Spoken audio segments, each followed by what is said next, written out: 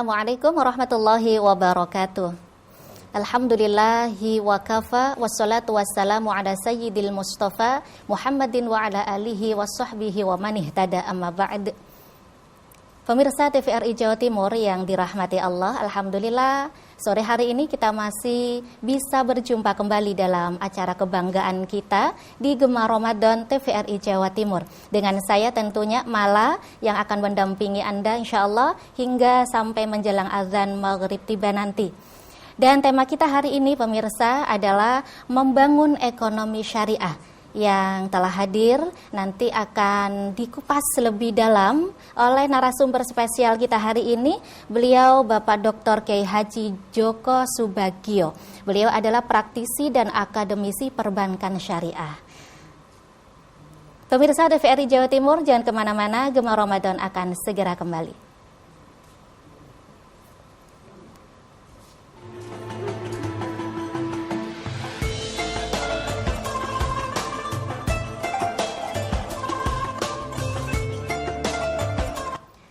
Baik pemirsa TVRI Jawa Timur, alhamdulillah kita sudah berada di acara kebanggaan kita Gema Ramadan di TVRI Jawa Timur. Tentunya dengan saya Mala, dan tema kita hari ini adalah menarik sekali, membangun ekonomi syariah, yang akan dikupas lebih dalam oleh narasumber kita yang telah hadir. Kita sapa terlebih dahulu Bapak Dr. Kiai Haji Joko Subagio yang beliau adalah praktisi dan akademisi perbankan syariah. Assalamualaikum Yai. Waalaikumsalam warahmatullahi wabarakatuh. Alhamdulillah, ya, sehat alhamdulillah Ramadan walaupun dalam keadaan pandemi Covid ini ya. Mudah-mudahan sehat lahir batin ya Injih. Insyaallah. Dan siap nanti memberikan banyak ilmu tentunya kepada pemirsa TVRI Jawa Timur. Baik Yai, tema kita adalah membangun ekonomi syariah. Namun sebelumnya pemirsa, saya sampaikan pada Anda, bagi Anda yang ingin bergabung kepada kami bisa melalui telepon interaktif di 03156782216. Baik, kita mulai Yai perjumpaan ini dengan tema membangun ekonomi syariah.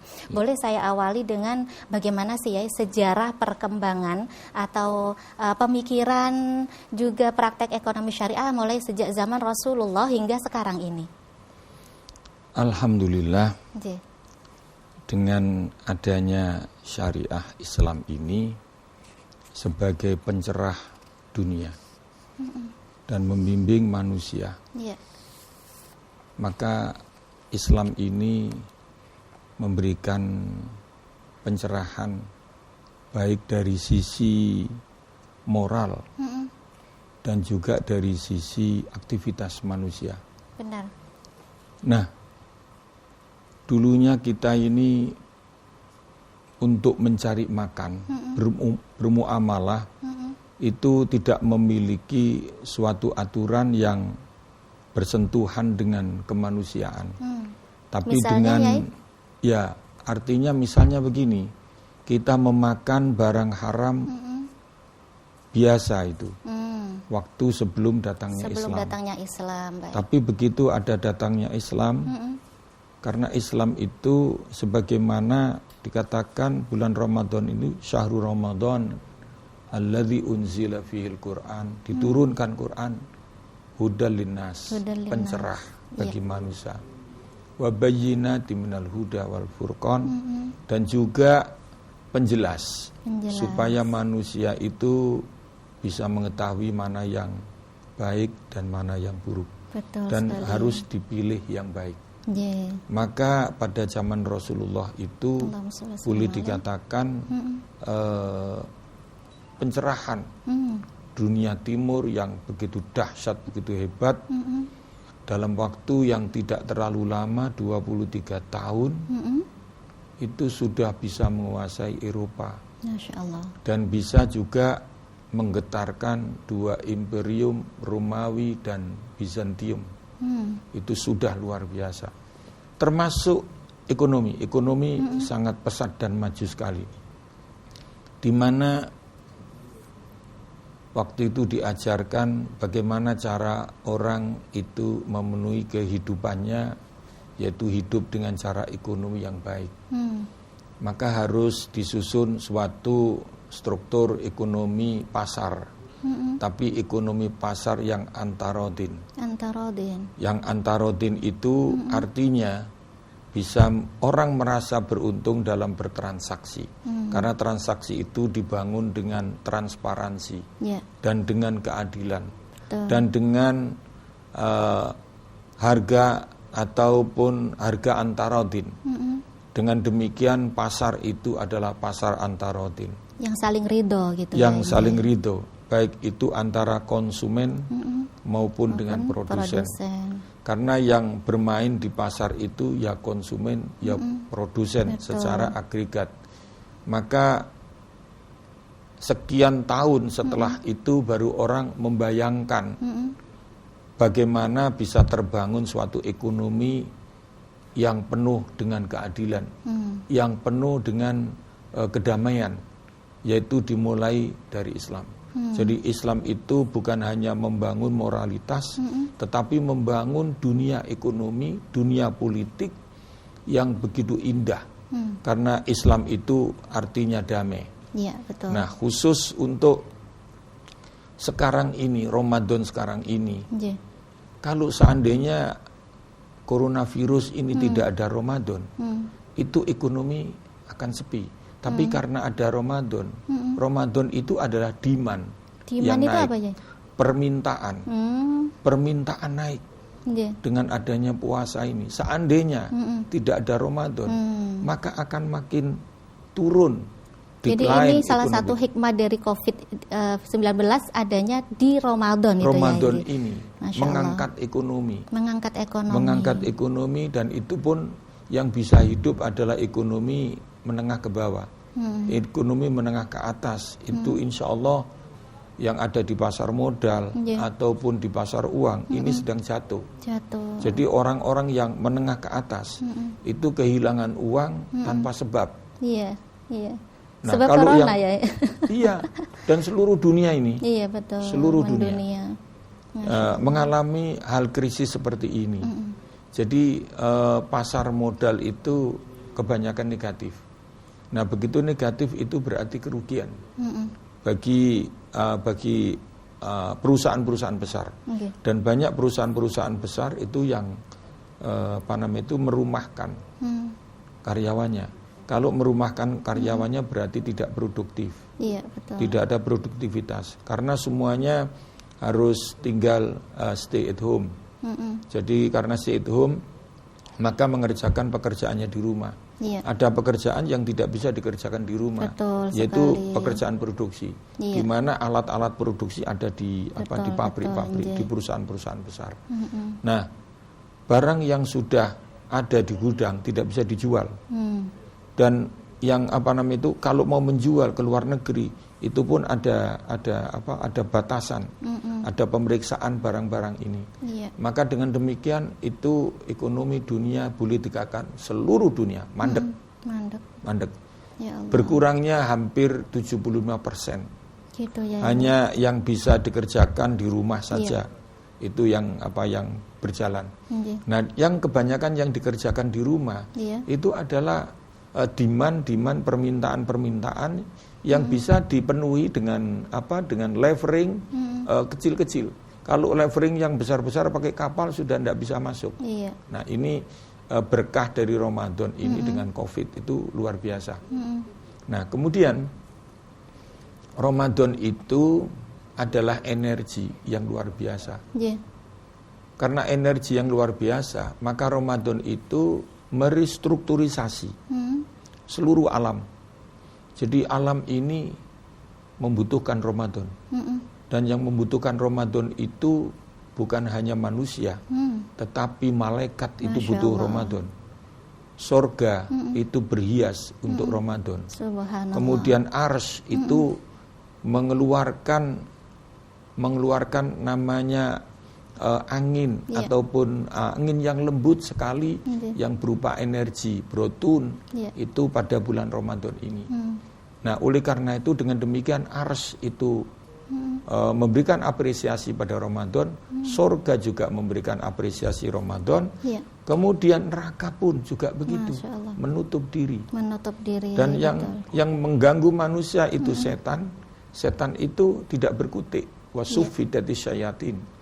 Oleh karena itu, jangan tinggalkan Ramadan ini dengan ibadahnya, dengan puasanya, supaya segera yang namanya COVID-19 ini, pandemi ini segera selesai. Baik. Buktinya di Barat itu sudah banyak negara-negara yang melonggarkan lockdown dan mulai beraktivitas normal. Baik, Yai. Nanti kita akan lanjutkan perbincangan kita, pemirsa. Jangan kemana-mana. Seperti apa membangun ekonomi syariah, Gema Ramadan akan segera kembali.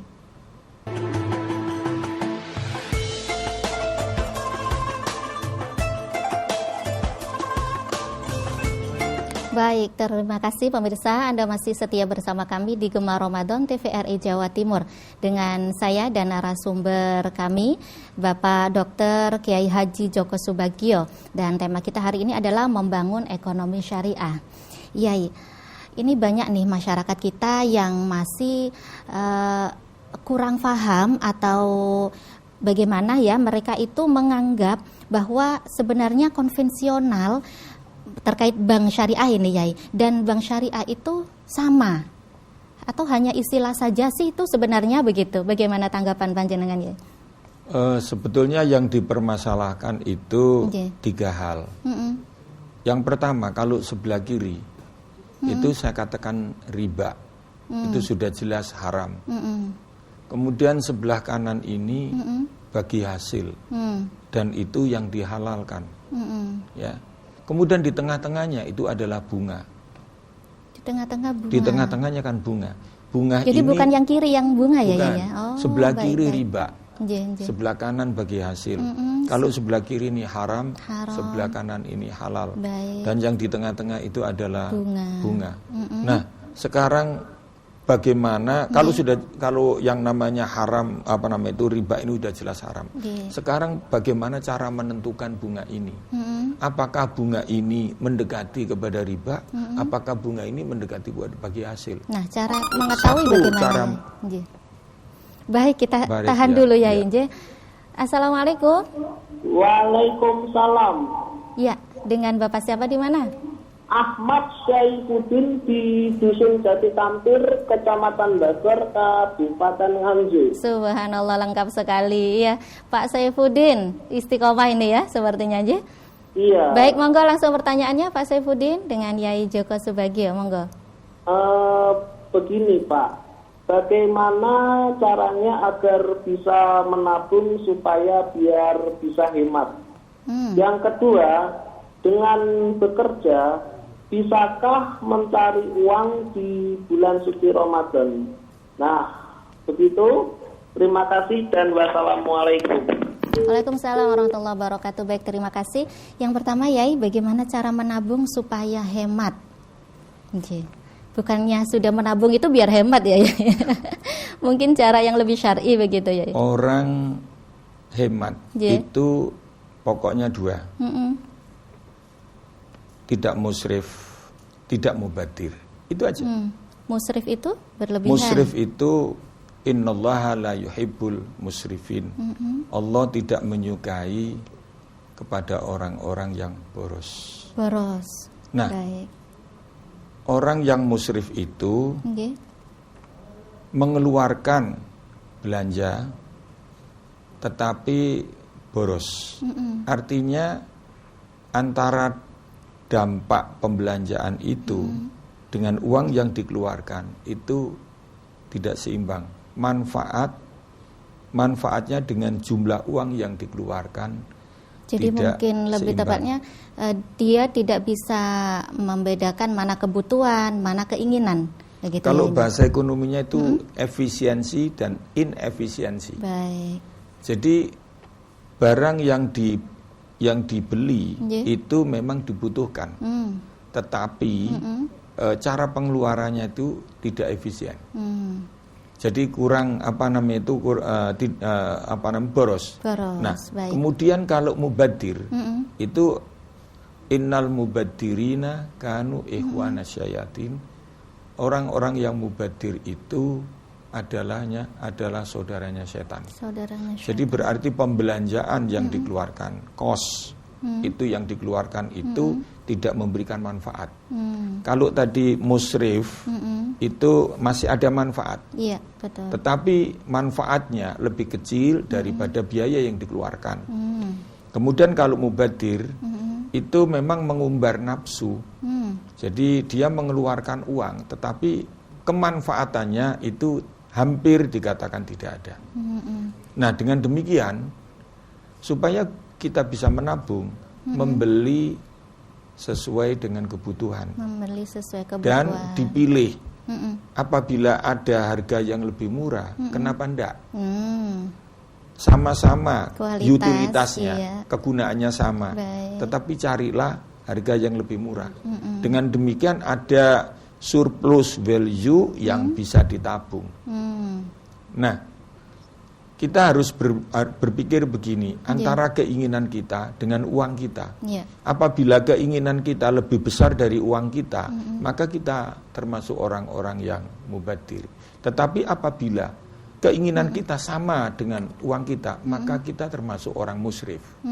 Tetapi apabila keinginan kita lebih kecil daripada uang kita, maka kita termasuk orang-orang yang muktasid, orang-orang yang hati-hati. Muktasid. Ya, muktasid, orang-orang yang hati-hati. Nah, demikian itu orang yang efisien. Nah, orang efisien itu yang disukai oleh Allah Subhanahu wa taala. Itu kira-kira jawaban bagi saudara untuk kita Pak Saifuddin. Ya, di Nganjuk itu yang pertama. Yang kedua tadi ya ditanyakan, bisakah kita mencari uang di bulan Ramadan? Sangat bisa. Sangat bisa. Sangat bisa. Dengan kita keadaan pandemi Covid ini ya? Dalam keadaan pandemi Covid seperti ini, yang penting kita ada di rumah dan segala sesuatu bisa dijual dengan online dan terutama itu food ya, makanan konsumtif yang kita makan. Apakah kita bisa menjual bumbu pecel juga bisa, atau menjual sayur-sayur itu yang di online itu juga bisa. Bahkan menjual martabak. Saya punya adik itu kalau sebelum Ramadan dia kebanyakan nganggur, tapi justru Ramadan ini ramai sekali pesanan. Panen raya ya, Masya panen. Allah, barokah. Banyak sekali pesanan. Nah, ini tinggal kreasi kita dan selalu di makanan ya. Kalau baju cuma sedikit. Sekarang ini karena lockdown, lockdown itu lockdown ekonomi dan lockdown manusia. Dilanjut ada telepon. Baik, itu tadi pertanyaannya Pak Saifuddin sudah terjawab dan sudah masuk penanya berikutnya. Kita sambung. Assalamualaikum. Assalamualaikum. Waalaikumsalam. Baik, Ibu, dengan siapa di mana? Saya dengan Farira, Ustazah. Bunda Farira, Masya Allah. Ini salah satu santri di Al-Falah kayaknya, Bu. Oh gitu ya, Masya Allah. Benarkah, Bun? Iya, Insya Allah. Monggo, pertanyaannya, Bunda. Begini, Ustaz. Di saat pandemi Corona ini kan anjuran dari pemerintah kan kita di rumah aja. Nah, untuk membantu perekonomian teman, itu kan menjajakan makanan atau apapun yang dibutuhkan oleh setiap dari kita manusia kan melalui online. Dengan menjajakan dagangan itu, kita barang itu nggak ada di kita, Ustaz. Jadi teman, oh ini ada share foto, coba di share, ini dagangannya ini, nanti kalau sudah banyak yang pesan, akhirnya kita konfirmasi dengan yang punya barang, nanti akan dikirim ke kita. Itu hukumnya bagaimana, Ustaz? Kan kita tanpa modal, kita kan tidak membeli dulu gitu istilahnya. Kita hanya menjajakan via medsos gitu. Iya. Terima kasih Ustaz. Sama-sama. Bunda Farira, terima kasih. Waalaikumsalam warahmatullahi wabarakatuh. Bisa kita tangkap Ibu siapa Hariri ya? Farira. Ibu Farira. Terima kasih, pertanyaannya sangat bagus. Di dalam bahasa ekonomi itu sebaiknya kita bagaimana caranya mendapatkan uang tanpa uang. Itu baru bagus. Boleh ya? Iya boleh saja. Bagaimana kita bisa caranya mendapatkan uang tanpa uang. Kalau mendapatkan uang dengan uang itu sudah normal. Justru yang super normal itu bagaimana kita mendapatkan uang tanpa uang. Dengan apa? Dengan kemampuan marketing. Jadi reseller yang disampaikan oleh Ibu Farira itu reseller. Betul. Kita menjualkan kembali. Dengan catatan sumber barang itu memberikan otoritas kepada kita pricing. Jadi tolong kami dikasih harga diskon rate. Jadi diskon rate-nya berapa? 30%. Oke. Saya jual dengan diskon 10% atau 15%. Jadi seperti itu. Katakan saya diberikan mereseller, itu saya dikasih diskon 30%. Itu saya biasa begitu. Dan saya jual dengan diskon 20%. Saya untung 10% tidak apa-apa. Toh saya tidak ikut punya barang. Toh nanti juga transfernya juga begitu. Transfernya itu kalau biasanya di pusatnya dia, nanti bagian saya 10% dikirim. Betul. Nah, saya tinggal punya jaringan banyak enggak? Oleh karena itu uang itu ikut kepada dua, orang yang punya kawan dan orang yang baik. Kalau dia tidak baik tapi banyak kawan, maka kawannya kawan yang tidak baik.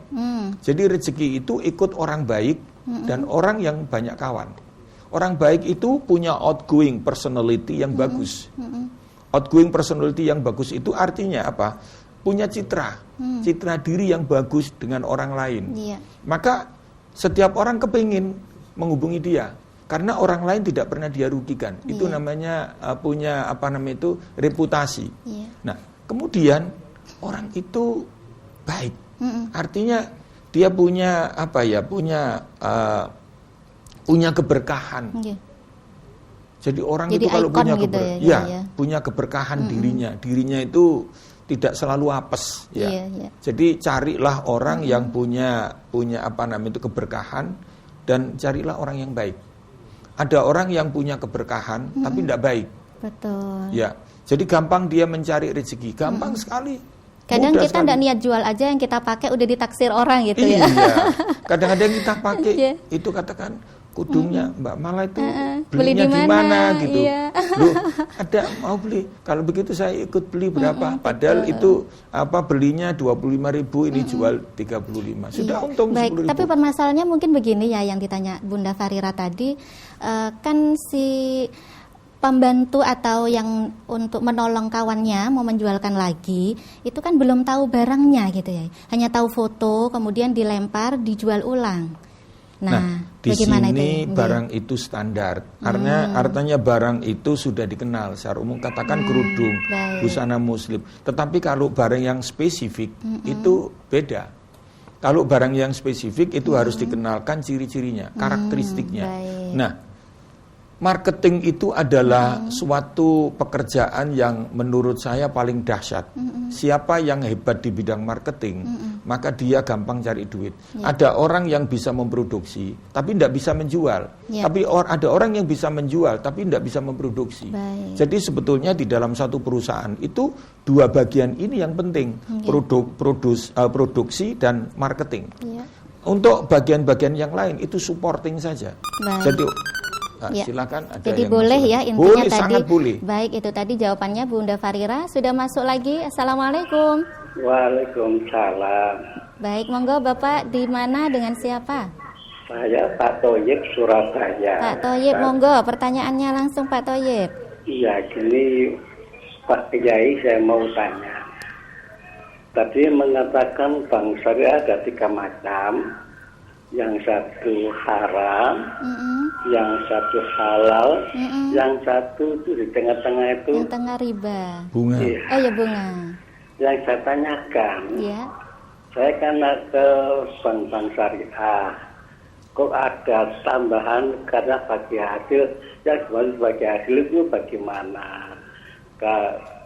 Maksud saya mau keselamatan uang yang di BRI, kalau saya bukan BRI lainnya syariah, kan ada bunga, ada macam-macam itu.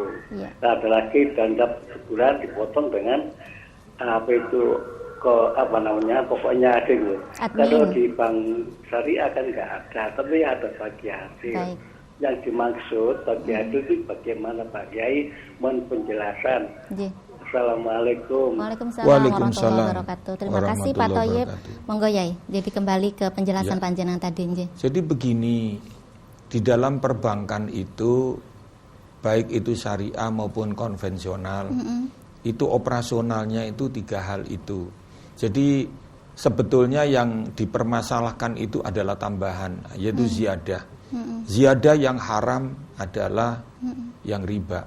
Ziyadah yang halal adalah bagi hasil. Kemudian di bank konvensional itu ziyadah itu bunga.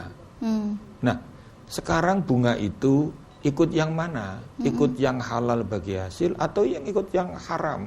Sementara kita konsumen kan tidak tahu menahu ya bagaimana tidak prosesnya. Tahu menahu, karena saya orang bank, saya mantan orang bank, saya tahu betul bagaimana cara mengelola bank itu. Nah, ini yang ditunggu jawabannya ya. Kalau di seluruhnya bank, ya bank konvensional maupun bank syariah itu dijamin oleh lembaga penjamin simpanan. Jadi uangnya Pak Thoyib ya, Pak Thoyib itu aman, dijamin oleh LPS asalkan tidak melebihi daripada ketentuan yang ditetapkan baik oleh BI rate maupun juga kuantitas jumlah uang itu 2 miliar, itu sampai 2 miliar yang dijamin itu. Nah, oleh karena yang di konvensional ini ya Inji. Konvensional maupun syariah sama. Cuma di dalam syariah ini tidak ada bunga, kan ada bagi hasil. Ya, cuma bagi hasilnya pasti melebihi bunga yang diberikan oleh bank konvensional. Nah, ini keistimewaan daripada bank syariah. Dia tidak menentukan rate-nya sekian, tetapi pada dasarnya pasti bagi hasilnya yang diberikan melebihi daripada bunga yang ada di bank konvensional. Itu pada umumnya begitu. Dengan demikian kelemahannya daripada bank syariah adalah sumber dananya, resource of fund-nya itu lebih mahal. Oleh karena itu jualannya pasti lebih mahal. Karena dia pasti mencari P itu artinya beda. Mencari itu yield. Nah, yield itu adalah itu beda antara antara jualannya dengan kulaannya. Harus begitu orang dagang. Jadi bank itu juga pedagang. Kalau boleh dikatakan itu bank syariah maupun bank konvensional itu sama. Dia menjual, jadi begini, uang masuk ke bank, keluar lagi. Nah, uang masuk di bank ini berupa apa? Dia berupa perjanjian. Ada perjanjian kredit, ada perjanjian murabah, ada musyarakah. Jadi uang masuk di bank itu menjadi akad. Jadi itu akad apa saja? Ada akad deposito, akad tabungan, masuk akad. Jadi seperti itu. Nah, akad inilah yang harus dijaga. Dan orang yang sangat komitmen bisa menjaga akad itu. Aufu bil uqud. Baik, itu. Sepertinya sangat menarik perbincangan kita sore hari ini ya. Banyak sekali masalah-masalah tentunya dari pemirsa kita yang belum tuntas kita bahas, belum bisa kita jawab semuanya. Namun kita harus akhiri ini ya. Maka untuk akhir kesimpulan bisa diberikan upaya apa yang bisa lakukan oleh masyarakat kita, khususnya masyarakat yang awam mungkin dalam rangka untuk tetap ikut membangun ekonomi syariah khususnya di Indonesia ini ya. Baik, sekarang ini mumpung Ramadan. Betul. Ramadan itu diutamakan ibadahnya. Bagaimana ibadahnya juga kuat, tapi kreasi di bidang ekonomi juga kuat. Ibadah kuat itu mendekatkan diri kepada Allah, kemudian kreasi ekonomi itu menambahkan pendapatan. Banyak orang pada bulan Ramadan ini pendapatannya lebih besar daripada di luar bulan Ramadan. Karena dia punya kreasi ekonomi, terutama yang di bidang pembuatan kue-kue, pembuatan makanan, kemudian untuk berbuka dan sahur. Itu insya Allah lebih banyak pendapatannya. Terima kasih, itu aja cukup. Baik, terima kasih banyak ilmunya Yai, perjumpaannya kali ini mudah-mudahan manfaat Yai. Baik pemirsa yang dirahmati Allah, ekonomi Islam bukan hanya sebatas pada perbankan saja. Seperti batu bara yang benar menggalinya, ramah lingkungan, atau fashion, ada food, farmasi, kosmetik, dan semuanya yang terkait dengan ekonomi yang berbasis pada keridhaan Allah. Allah tidak menjadi marah, maka itulah ekonomi syariah. Demikian tadi perbincangan kita, mudah-mudahan manfaat barokah. Selamat berbuka puasa, saya malah mohon undur diri. Wassalamualaikum warahmatullahi wabarakatuh. Waalaikumsalam warahmatullahi wabarakatuh.